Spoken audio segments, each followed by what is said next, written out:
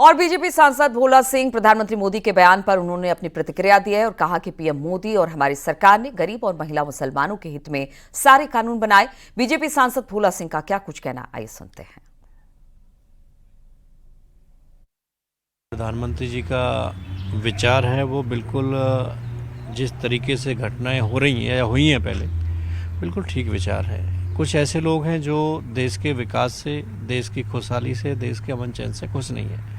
कुछ लोगों को देश को बर्बाद करने में, देश को बांटने में पता नहीं क्यों मज़ा आता है। तो ऐसे ही लोग हैं। कोई भी अच्छा कानून हमारी सरकार लेके आती है, कोई भी विकास की बात हमारी सरकार करती है, उन लोगों का मकसद सिर्फ विरोध करना है, और विरोध भी बिना तथ्यात्मक बातों को लेके। कोई तथ्य नहीं है उनके विरोध के पीछे।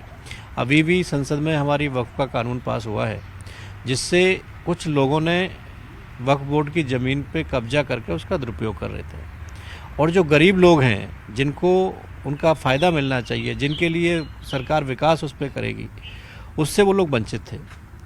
तो इस जो कानून हमारी सरकार ने दोनों सदनों में पास किया है, इसमें निश्चित ही जो गरीब मुसलमान है उसको लाभ मिलेगा। और एक जो नारी शक्ति है, 50% आबादी, माननीय प्रधानमंत्री जी का महिलाओं के प्रति विशेष श्रद्धा और समर्पण है। 33% आरक्षण भी माननीय प्रधानमंत्री जी ने अपने महिलाओं के लिए दिया। और मुस्लिम महिलाओं के साथ में जो अत्याचार होता था, ट्रिपल तलाक का, उसका भी कानून हमारी सरकार लेके आई है। अभी जो वक्फ बोर्ड का नया कानून बनना है, इसमें जो कमेटी बनेगी उसमें भी महिलाओं की भागीदारी सुनिश्चित की है इस बिल के माध्यम से। तो निश्चित ही ये एक बहुत ऐतिहासिक काम देश के विकास के लिए, क्योंकि मुसलमान भी जो भारत में रह रहे हैं, भारत का। और न्यूज 18 के राइजिंग भारत समिट में प्रधानमंत्री मोदी के भारत बंटवारे वाले बयान पर मंत्री जेपीएस राठौर ने समर्थन किया और कहा कि नेहरू और जिन्ना के झगड़े में भारत का बंटवारा हुआ। देखिए, तो सभी जानते हैं कि जवाहरलाल नेहरू को प्रधानमंत्री बनाने के लिए ही इस देश का बंटवारा हुआ है, और उस जिन्ना और जवाहरलाल नेहरू के झगड़े में ही ये देश का बंटवारा हुआ। अगर वो झगड़ा नहीं होता तो गांधी जी तो कहते थे कि मेरे शरीर के टुकड़े हो जाएंगे लेकिन मैं देश नहीं बंटने दूंगा, लेकिन देश बंट गया। और लेकिन मुझे लगता है कि वो अंदर से उनके दिल के, उनके मन के, शरीर के कितने टुकड़े हो गए होंगे जब देश बटा होगा। जिस व्यक्ति ने इतना सपना सजो के रखा, देश को आज़ादी दिलाई, और उनकी भावनाओं की रक्षा इन कांग्रेसियों ने नहीं की। इन्हें देश से कोई मतलब नहीं, इन्हें केवल सत्ता प्राप्त करना इनके इन प्रकार, और उसको सत्ता के द्वारा अपने स्वार्थ सिद्ध करना ही एकमेव उद्देश्य कांग्रेसियों का सदैव से रहा है। बीजेपी के राष्ट्रीय प्रवक्ता और पूर्व केंद्रीय मंत्री शहनवाज हुसैन ने प्रधानमंत्री मोदी के वक्फ कानून पर दिए बयान पर न्यूज 18 से बातचीत की और कहा कि प्रधानमंत्री जी ने ठीक कहा है, नए वक्फ एक्ट को लेकर कट्टरपंथी ही भड़का रहे हैं। जी ने साफ तौर पे कहा है कि ये जो वक्फ अमेंडमेंट एक्ट आया है, जो पहले वाला एक्ट था वो सिर्फ लोगों की ज़मीन कब्जा करता था।